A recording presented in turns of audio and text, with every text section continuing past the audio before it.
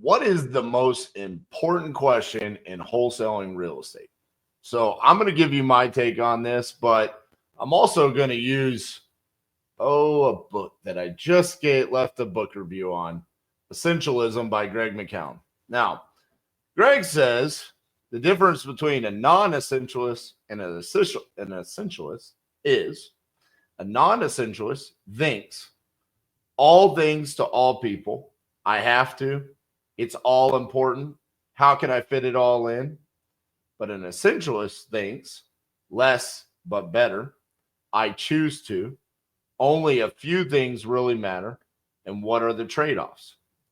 A non-essentialist does the undisciplined pursuit of more, reacts to what's most pressing, says yes to people without really thinking, and tries to force execution at the last moment. An essentialist does the disciplined pursuit of less, pauses to discern what really matters, says no to everything except the essential, and removes obstacles to make execution easy. A non-essentialist lives a life that does not satisfy, takes on too much, and work suffers, feels out of control, is unsure whether right things get done, and feels overwhelmed and exhausted.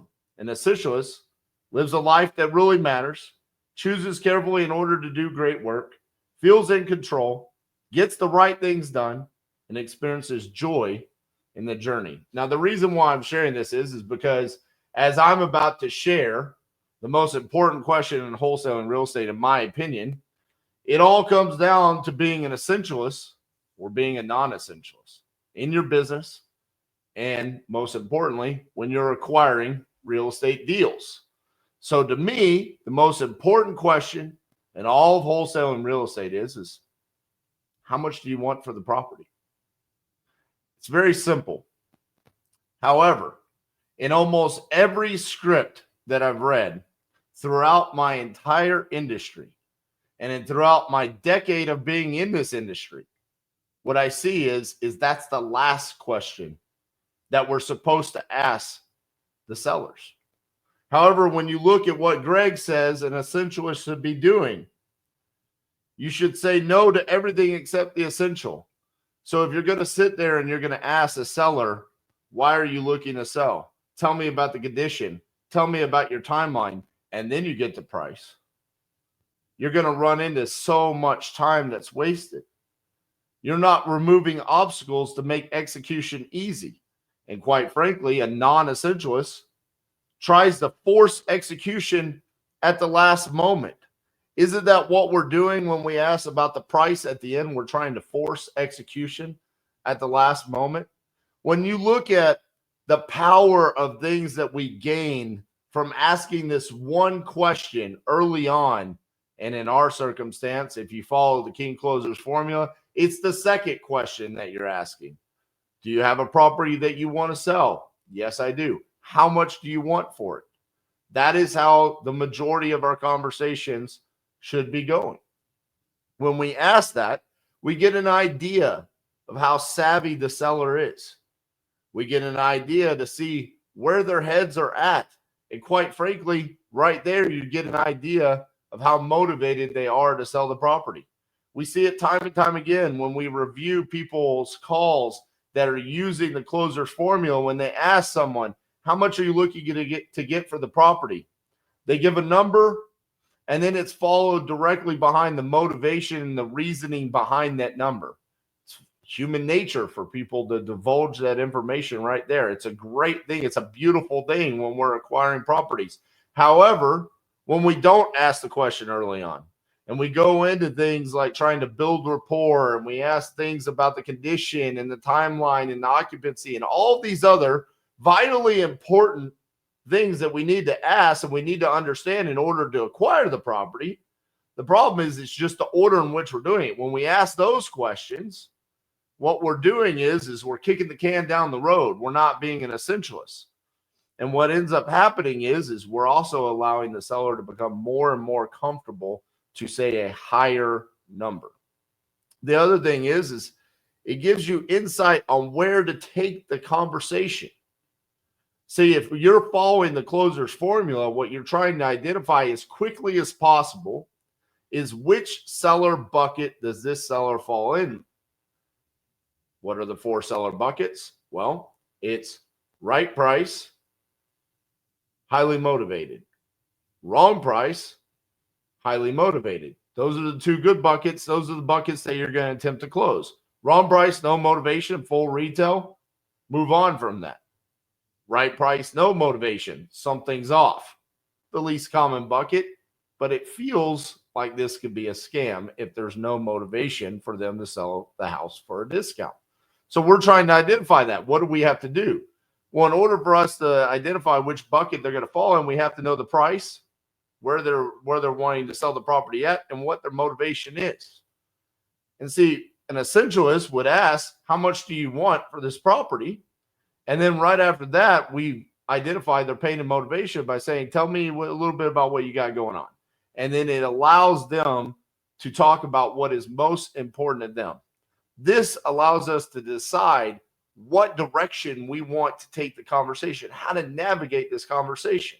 This is why it's the most important question for us to ask, and it's essential for us to ask it early on.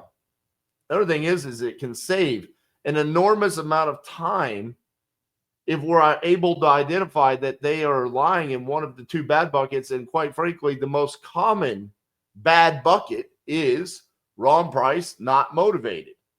So if you were to ask someone, well, how much are you looking to get for it? Market value. Oh, well, what's market value? I don't know. Every house in the area is selling for $300,000. That's what I want. I want $300,000. How did you get that? Zillow. It's on my Zestimate. Listen, I just want to upgrade. I want to move on to a bigger house. I want to cash in my equity. This is not the person that needs to sell the house to a wholesaler. So we can just move on from that conversation. However, if we were to ask, tell me about the condition of the property. Oh, it's perfect. It's beautiful. We've upgraded it. We put in high-end appliances, and we put in this flooring, and we painted the walls, and we did this to the backyard, and we did a gazebo and all this stuff. Well, what's your timeline? Oh, I'm open, 30 to 60 days. What's the occupancy? Oh, I live here. It's beautiful. Blah, blah, blah, blah, blah. You're finding out all this information that, quite frankly, should have never even entered your mind because you didn't even know how much they wanted to sell the property for. The other thing is it can be a quick close if the price is reasonable. This is where people say, RJ, you're nothing but an order taker. Damn straight, baby. I love order taking. That's where the right price, and they're highly motivated. You looking to sell that property? I am. How much you want for it? $20,000. Oh, well, tell me a little bit about what you got going on. It's a vacant property, needs a full rehab. I know it needs a full rehab. I just want to be done with it. I don't want to have to worry about it anymore. So I set the price at 20 grand. I know it's a great price. I know you can flip it and you can make a ton of profit on it. So I just want 20 grand and I want to be done. This happens. You might be listening to it going, RJ, that never happens to me. How are you navigating the conversations? Are you asking the right questions? The other thing is when we ask for the price early on, you can use the information that they give you from how they answer that to educate them moving on. The most common bucket of seller that we are going to close is highly motivated but wrong price. Well, the way that we overcome that is by educating them on the numbers and matching the motivation with the price that we need. Well, how can we do that if we don't know the price? It becomes almost difficult for me to even listen to other people trying to close deals when they're talking to sellers and they've never even discussed price. And I hear them trying to close it and they're trying to develop their offer. They're trying to figure out, it's like, why wouldn't you just ask? You're the buyer. They're selling you something. Everywhere else in the world, when you go to buy it, there is a price tag associated with the item that you're looking to purchase. In all of the retail real estate deals, there is an asking price. Why is this not the first thing that we're asking sellers? Because the industry has said that's not what we're supposed to do. I looked at it and I laughed and I said, this just doesn't make sense to me. But now I've realized the competition sucks. Do you want to choose to suck, or do you want to sit there and close more deals? Even to this day, even though I've been talking about this now for like 2 to 3 years, I go on podcasts, I get asked by other people that educate in this industry, and they go, I can't believe you asked price so early on. And then when I explain it, they go, that's brilliant. But they don't do it themselves. They don't change the process because they're stuck in their shitty ways. Don't get sucked into it. It's very simple. Part of the reason why we're able to do the volume that we're able to do is because of this one question. It's not because it automatically allows us to close more deals, but it allows us to become that much more efficient in closing. We are essentialists throughout the closing process. When we look at this, it is a way to remove obstacles to make execution easy. The non-essentialist tries to force execution at the last moment. It's just right there. And then when you look at it, the essentialist says, what are the trade-offs? Whereas the non-essentialist says, how can I fit it all in? So a non-essentialist will say, there's a possibility that I might be missing out on a deal. This might cause someone to not want to continue the conversation with me. It might be uncomfortable for them to talk about money that early on. These are some of the rebuttals, the objections that I've received as to why they don't ask this question early on in the conversation. However, for me, I look at it and I say the trade-off is for whatever small percentage that I might not be able to close because it's an uncomfortable conversation, or maybe they give me such a high number that I embrace no and I move on from it. I'm able to talk to that many more sellers because I'm being an essentialist within my closing process. That's the trade-off. And so for me, when I look at it and I say, I'm able to close more deals than my competition, which means more wires come to my bank account, that is the trade-off for me. I'm okay if I miss out on a small percentage as long as I'm getting more deals, more money, more wires sent to my bank account. I'm okay if I miss out on the small 1, 2, 3 trade-offs, okay?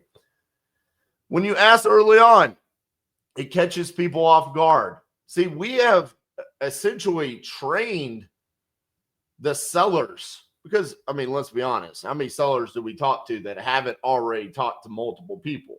It's very common to say, I've talked to so many people like you, right? Well, if all of your competition is asking at the end, this is a massive opportunity that stares you right in the face to catch them off guard and be different.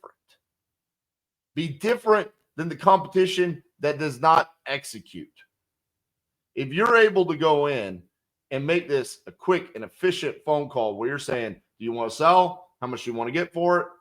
Break that down for me. What do you got going on? How did you get to that number? They're going to feel that you are a legitimate business operator, that you are different than all of the competition that is playing games, that is weak, that needs to talk to someone else in another room to make a decision. We don't do that because we're essentialists in our closing process. The other thing is when you ask this early on, you're going to understand, you can determine what education is necessary to close. See, when they say $100,000, you say, well, tell me a little bit about what you got going on. If they just start giving you like the bullet point facts of the property, you know, the numbers that we already get from PropStream and Privy and Zillow, where there's a 3-bed, 2-bath, 1,200 square foot, they don't tell you a lot. Because you got a number out of them, you can always circle back around to it and say, well, how did you come up with that number? Now, they've given you facts about the property. They've given you an asking price, and then you ask them, how did you come up with that? Now they're going to break this down. If you actively listen during this moment, you're going to then determine, this is how I'm going to educate the seller. So for example, if they say, well, it's just the Zestimate, it's what Zillow told me, or it's what realtor.com told me. I love that, because now I can educate them and I can be the authority in the conversation and explain. Zillow does not come out and walk the interior property. They don't know the condition of the property. They don't know the occupancy of the property. See, that's just an algorithm. So that number is actually irrelevant. If anything, what that's telling us is probably what the property could be worth if it were fixed up. It's not necessarily telling you where the property is worth today, where it's sitting, because it has no idea. It's just a computer. See, this is why it's a benefit that you're talking to me, because I can make you a real legitimate offer. And I'm going to ask you questions about this. This is determined based off of you asking the right questions. And it starts with, how much do you want for the property? The other thing is if you wait till the very end, it makes absolutely no sense. And every single time I listen to a call, because I try to listen to other people's calls. You know, I do the King Closer React series, which if you haven't watched that on my YouTube channel, I ask you to go watch. You could go watch someone else's closing techniques and their style, and go watch mine and watch the difference in the results and the difference in how comfortable the conversations are between the sellers and the closer on mine and with other people. A lot of times people wait until the very end to ask, how much do you want for the property? And then they immediately have to make an offer. And it's a very awkward thing. Imagine that you have a 15, 20-minute conversation and you divulge all of your motivation and you talk about the condition of the property and your timeline and all of these things that are vitally important to you, because you are a motivated seller, which means you need to sell this. You're motivated to sell this property. And then they say, how much do you want? And you say $100,000.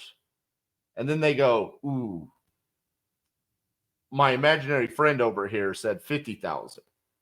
See, this is not a good feeling for the seller. However, that conversation sometimes has to happen.